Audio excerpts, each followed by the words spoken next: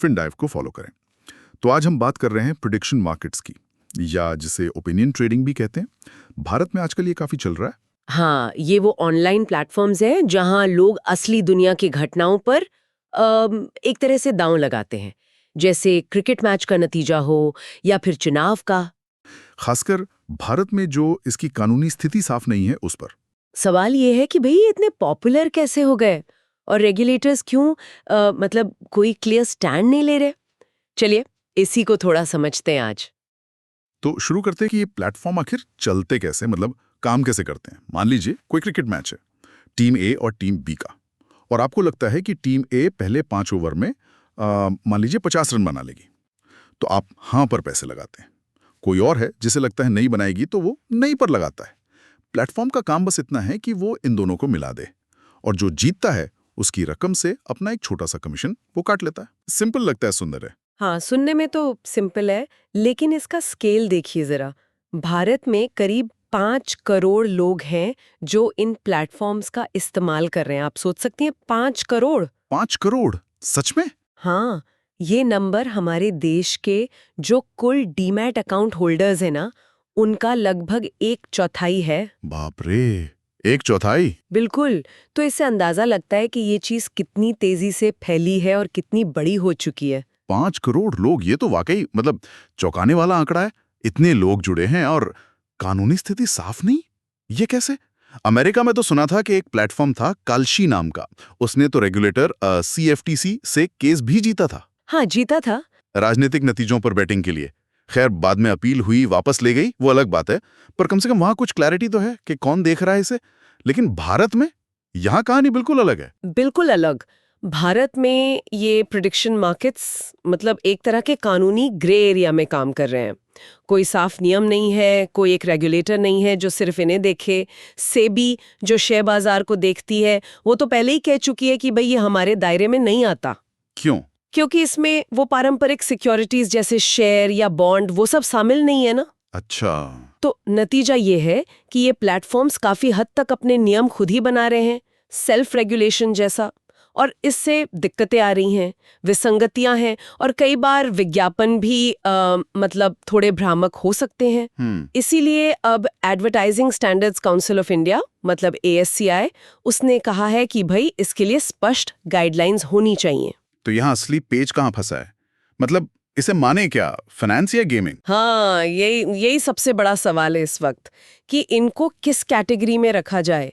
क्या ये वित्तीय साधन है, फाइनेंशियल इंस्ट्रूमेंट्स, जिन्हें सेबी जैसी संस्था को रेगुलेट करना चाहिए, या फिर ये गेमिंग एप्स हैं जो कौशल या फिर किस्मत पर आधारित हों। कुछ प्लेटफॉर्म्स को कोशिश भी करते हैं कि वो निवेश प्लेटफॉर्म जैसे दिखें। अच्छा, कैसे? वो स्टॉक मार्केट वाले शब्द इस्तेमाल करते हैं, जैसे ट्रेडिंग हो गया, प्रॉफिट, स्टॉप लॉस। हाँ, सुने।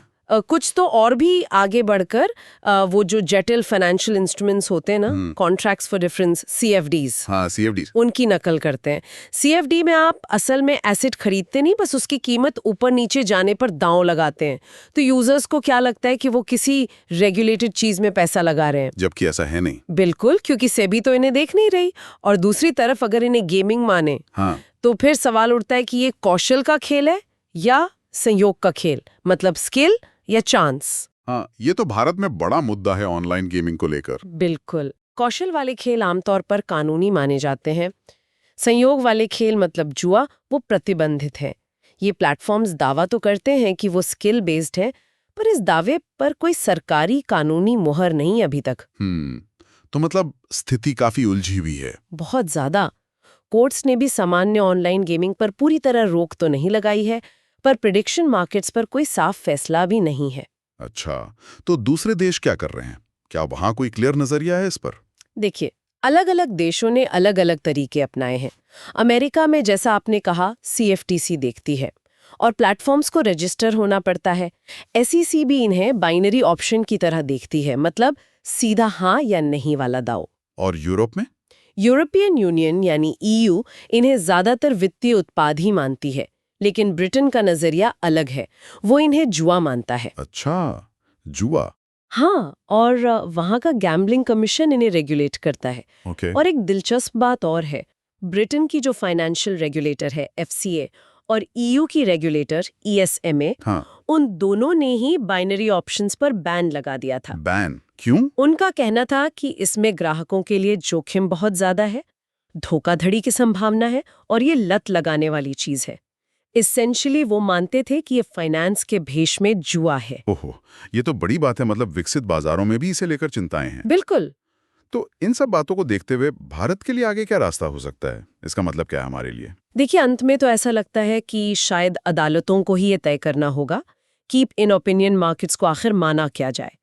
अगर कोर्ट्स कहती हैं कि ये वित्तीय साधन है, तो फिर सेबी को नियम बनाने होंगे, निगरानी करनी होगी। और अगर गेमिंग माना गया तो फिर ये मामला जाएगा ministry of electronics and information technology, मतलब मीटी के पास, क्योंकि अब ऑनलाइन गेमिंग वही देख रहे हैं। हाँ, तो कुल मिला के बात यह है कि भारत में प्रेडिक्शन मार्केट्स अभी एक अनिश्चितता के दौर से गुजर रहे हैं।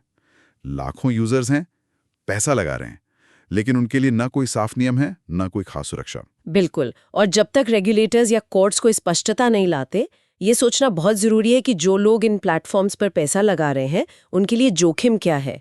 क्योंकि यहाँ कोई वैसा सेफ्टी नेट नहीं है जैसा पारंपरिक निवेश जैसे स्टॉक्स या म्यूचुअल फंड्स में होता है। ये वर्गीकरण का फैसला कि ये फाइनेंस है या गेमिंग, ये भारत में इन प्लेटफॉर्म्स का भविष्य पूरी तरह से बदल देगा। देखने वाली बात होगी कि रेगुलेटर्स कैसे संतुलन बनाते हैं ग्राहकों की सुरक्षा और इनोवेशन दोनों के बीच। FinDive को फॉलो करें।